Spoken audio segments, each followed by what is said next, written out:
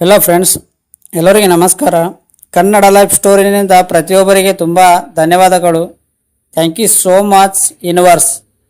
ಬೇಡಪ್ಪ ಬೇಡ, ಹೀಗೆಲ್ಲ ಮೆಸೇಜ್ ಮಾಡುವ ಹುಡುಗರ ಸಾವಾಸ. ನಿಮಗೆ ಯಾರಾದರೂ ಇಷ್ಟವಾಗಿ ಅವರೊಂದಿಗೆ ಮೆಸೇಜ್ ಮಾಡಿ ಮಾತನಾಡುತ್ತಿದ್ದರೆ ಎಚ್ಚರ. ಸಿನಿಮಾ ನಟ ನಟಿಯನ್ನು ನೋಡಿದ ಕೂಡಲೇ ಕೆಲವರಿಗೆ ಕ್ರಶ್ ಆಗುವುದು.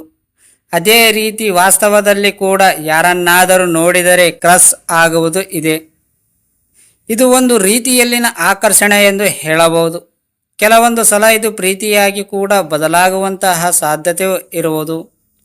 ಆದರೆ ನೀವು ಕ್ರಶ್ಗೆ ಒಳಗಾಗಿರುವಂತಹ ವ್ಯಕ್ತಿಗೆ ನೀವು ವಾಟ್ಸಪ್, ಫೇಸ್ಬುಕ್ ಇತ್ಯಾದಿ ಸಮಸ್ಯೆ ಜಾಲತಾಣಗಳಲ್ಲಿ ಸಂದೇಶ ಕಳುಹಿಸಲು ಹೋಗುತ್ತಿದ್ದರೆ ಆಗ ನೀವು ತಪ್ಪು ಮಾಡುತ್ತಿದ್ದೀರಿ.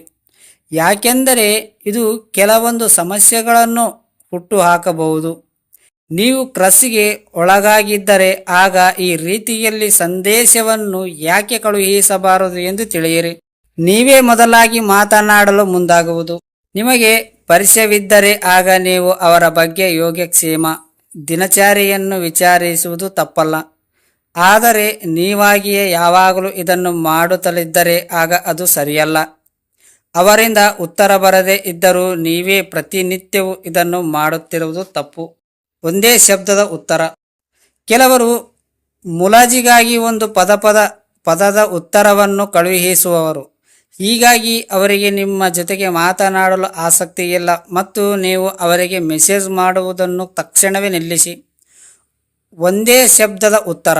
ಹೀಗಾಗಿ ಅವರಿಗೆ ನಿಮ್ಮ ಜೊತೆಗೆ ಮಾತನಾಡಲು ಆಸಕ್ತಿ ಇಲ್ಲ ಮತ್ತು ನೀವು ಅವರಿಗೆ ಮೆಸೇಜ್ ಮಾಡುವುದನ್ನು ತಕ್ಷಣವೇ ನಿಲ್ಲಿಸಿ. ಇಮೋಜಿಯ ಮೂಲಕ ಉತ್ತರ. ಮೆಸೇಜ್ ಜೊತೆಗೆ ಕೆಲವೊಂದು ಎಮೋಜಿಗಳನ್ನು ಕಳುಹಿಸಿದರೆ ಅದರಿಂದ ಯಾವುದೇ ರೀತಿಯ ಸಮಸ್ಯೆಯೂ ಇಲ್ಲ. ಆದರೆ ಯಾವಾಗಲೂ ನೀವು ಕಳುಹಿಸುತ್ತಿರುವ ಮೆಸೇಜ್ಗೆ ಅವರು ಇಮೋಜ್ ಕಳುಹಿಸುತ್ತಿದ್ದರೆ ಆಗ ಇದು ಸರಿಯಲ್ಲ. ಆತನಿಗೆ ಕೂಡ ನಿಮ್ಮ ಮೇಲೆ ಆಸಕ್ತಿ ಇದ್ದರೆ ಆಗ ಖಂಡಿತವಾಗಿಯೂ ಆತ ನಿಮ್ಮ ಮೆಸೇಜ್ಗಳಿಗೆ ಉತ್ತರಿಸುತ್ತಾನೆ. ಹಲವಾರು ಗಂಟೆಗಳ ಬಳಿಕ ಉತ್ತರ. ನೀವು ಮೂರ್ಖನಿಗೂ ಮೆಸೇಜ್ ಕಳುಹಿಸುತ್ತಿರುವ ವೇಳೆ ಅದಕ್ಕೆ ಒಂದು ಉತ್ತರ ಬರಬಹುದು. ಆತ ನಿಮ್ಮ ಗುಡ್ ಮಾರ್ನಿಂಗ್ ಮೆಸೇಜನ್ನು ರಾತ್ರಿ ಓದಬಹುದು. ಆತ ತುಂಬ ವ್ಯಸ್ತನಾಗಿದ್ದರೂ ನಿಮ್ಮ ಜೊತೆಗೆ ಮಾತನಾಡಲು ಇಷ್ಟವಿದ್ದರೆ ಖಂಡಿತವಾಗಿಯೂ ಮಾತನಾಡುವವನು. ವ್ಯಕ್ತಿಯಾಗಿ ಕಡೆಗಣನೆ. ಫೇಸ್ಬುಕ್ ಮತ್ತು ವಾಟ್ಸಪ್ನಲ್ಲಿ ಆತ ನಿಮ್ಮೊಂದಿಗೆ ಒಳ್ಳೆಯ ರೀತಿಯಲ್ಲಿ ಮಾತನಾಡುತ್ತಾನೆ. ಆದರೆ ನಿಮ್ಮ ಮುಂದೆ ಬಂದರೆ ಆತ ಮಾತನಾಡದೇ ಇರಬಹುದು. ಆತನ ಸಾಮಾಜಿಕ ಜಾಲತಾಣದಲ್ಲಿ ಮಾತ್ರ ನಿಮ್ಮೊಂದಿಗೆ ಹರಟುತ್ತಿರಬಹುದು.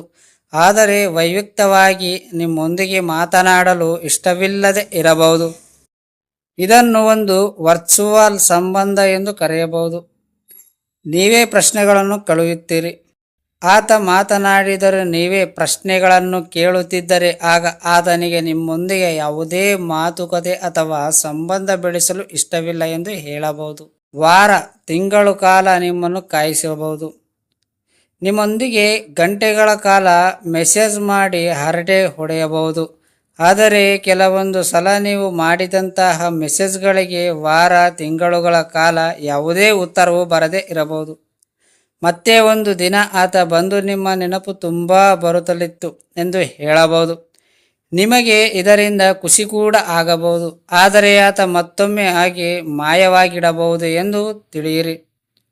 ಭೇಟಿಯಾಗಲು ಹಿಂಜರಿಯುವುದು. ನೀವು ಆತನನ್ನು ಭೇಟಿಯಾಗಲು ಯಾವಾಗ ಕರೆದರೂ ಆತ ನಿರಾಕರಿಸುತ್ತಿದ್ದರೆ ಆಗ ನೀವು ಆತನಿಗೆ ನಿಮ್ಮ ಬಗ್ಗೆ ಯಾವುದೇ ಆಸಕ್ತಿ ಇಲ್ಲ ಎಂದು ತಿಳಿಯಿರಿ. ಫೇಸ್ಬುಕ್ನಲ್ಲಿ ನಿಮ್ಮನ್ನು ಸ್ನೇಹಿತರ ಪಟ್ಟಿಗೆ ಸೇರಿಸದೇ ಇರುವುದು. ಸಾಮಾಜಿಕ ಜಾಲತಾಣದಲ್ಲಿ ಸಕ್ರಿಯವಾಗಿಲ್ಲ ಮತ್ತು ನನ್ನ ಖಾತೆಯನ್ನು ಡಿಯಾಕ್ಟಿವೇಟ್ ಮಾಡಿದ್ದಾನೆ ಎಂದು ಹೇಳಬಹುದು. ಆತ ನಿಮ್ಮೊಂದಿಗೆ ಮೆಸೇಜ್ ಮಾಡುತ್ತಿರಬಹುದು. ಆದರೆ ಫೇಸ್ಬುಕ್ನಲ್ಲಿ ಫ್ರೆಂಡ್ಸ್ ರಿಕ್ವೆಸ್ಟನ್ನು ಮಾತ್ರ ಸ್ವೀಕರಿಸಿಲ್ಲ. ಇಂತಹ ಹುಡುಗರನ್ನು ಯಾವತ್ತಿಗೂ ನಂಬಬೇಡಿ ಮತ್ತು ಅವರ ನಂಬರ್ ಕೂಡ ನೀವು ಇಟ್ಟುಕೊಳ್ಳಬೇಡಿ. ನಗ್ನ ಚಿತ್ರಗಳಿಗೆ ಬೇಡಿಕೆ. ಆತ ನಿಮ್ಮೊಂದಿಗೆ ಮಾತನಾಡುತ್ತಿರುವಂತೆ ಕೆಲವೊಂದು ಸಲ ಎಲ್ಲ ಗಡಿಗಳನ್ನು ದಾಟಿ ಅಶ್ಲೀಲವಾಗಿ ಮಾತನಾಡಬಹುದು ಮತ್ತು ಇದರಿಂದ ನಿಮಗೆ ಅಹಿತಕರ ಎಂದು ಅನಿಸಬಹುದು. ನಿಮ್ಮ ನಗ್ನ ಚಿತ್ರವನ್ನು ಕಳುಹಿಸಲು ಆತ ನಿಮಗೆ ಒತ್ತಾಯ ಮಾಡಬಹುದು. ಇಂತಹ ಹುಡುಗರ ಜೊತೆಗೆ ಯಾವತ್ತಿಗೂ ನೀವು ಸಂಪರ್ಕದಲ್ಲಿ ಇರಬೇಡಿ. ಇದು ನಿಮಗೆ ಮುಂದೆ ದೊಡ್ಡ ಇಕ್ಕಟ್ಟಿಗೆ ಸಿಲುಕಿಸಬಹುದು. ಇವರು ತಮ್ಮ ಎದುರಿಗೆ ಬಂದ ಯಾವುದೇ ವಿಷಯವನ್ನು ಸದಾ ತರ್ಕದಲ್ಲಿದೆಯೇ ತೂಗಿ ಅಳೆಯುತ್ತಾರೆ. ಅಂದರೆ ಯಾವುದೇ ಹೊಸ ವಿಷಯವನ್ನು ಅಷ್ಟು ಸುಲಭವಾಗಿ ಒಪ್ಪಿಕೊಳ್ಳುವುದಿಲ್ಲ. ಆದರೆ ಬಗ್ಗೆ ಸಂಪೂರ್ಣವಾಗಿ ಚರ್ಚಿಸಿ ಬಳಿಕ ನಿರ್ಧಾರ ತೆಗೆದುಕೊಳ್ಳುತ್ತಾರೆ. ತಮ್ಮ ಭಾವನೆಗಳನ್ನು ಇತರ ವಿಷಯಗಳ ಜೊತೆಗೆ ಮಿಶ್ರಣ ಮಾಡಿ ಮಾತನಾಡುವುದಕ್ಕೆ ಇವರಿಗೆ ಬರೆಯುವುದಿಲ್ಲ. ಏನಿದ್ದರೂ ನೇರವಾಗಿ ವಿಷಯವನ್ನು ಇದ್ದ ಹಾಗೆ ಹೇಳುವ ಸ್ವಭಾವ ಇವರದು.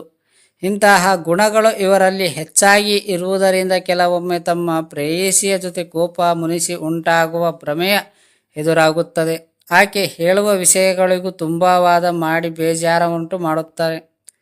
ಪ್ರೀತಿಯ ಬಗ್ಗೆ ಇವರಿಗೆ ಅಷ್ಟಾಗಿ ಆಸಕ್ತಿ ಇರುವುದಿಲ್ಲ. ಕೆಲವೊಮ್ಮೆ ಸಣ್ಣ ಸಣ್ಣ ವಿಷಯಗಳಿಗೆ ಕೋಪ ಮಾಡಿಕೊಂಡು ಎಗರಾಡುತ್ತಾರೆ. ತಮ್ಮಲ್ಲಿ ಕಡಿಮೆ ಭಾವನೆಗಳನ್ನು ಹೊಂದಿ ಹುಡುಗಿಯರು ಆಸಕ್ತಿಗೆ ತಕ್ಕಂತೆ ಇರುವ ಲಭ್ಯವಾಗಿರುತ್ತದೆ. ಕೆಲವು ಹುಡುಗಿಯರಿಗೆ ಹಲವಾರು ಹುಡುಗಿಯರ ಅಥವಾ ಮಹಿಳೆಯರ ಜೊತೆ ಸಂಬಂಧ ಇರುತ್ತದೆ. ಆದರೆ ಇಂತಹ ಯಾವುದೇ ಗುಟ್ಟನ್ನು ಇನ್ನೊಬ್ಬರ ಬಳಿ ಬಿಟ್ಟು ಕೊಡದಂತಹ ಚಾಣಾಕ್ಷತನ ಕೂಡ ಇವರಿಗಿದೆ. ಇವರ ಗುಣ ಸ್ವಭಾವದಿಂದ ನೋಡಲು ಶ್ರೀಮಂತ ವ್ಯಕ್ತಿತ್ವದಂತೆ ಕಂಡುಬಂದು ಹುಡುಗಿಯರಿಗೆ ಇಷ್ಟವಾಗಿ ಹುಡುಗಿಯರ ಇವರ ಹಿಂದೆ ಬೀಳುವಂತೆ ಮಾಡಿಕೊಳ್ಳುವ ಅದ್ಭುತ ಬುದ್ಧಿವಂತಿಕೆ ಇವರಲ್ಲಿರುತ್ತದೆ.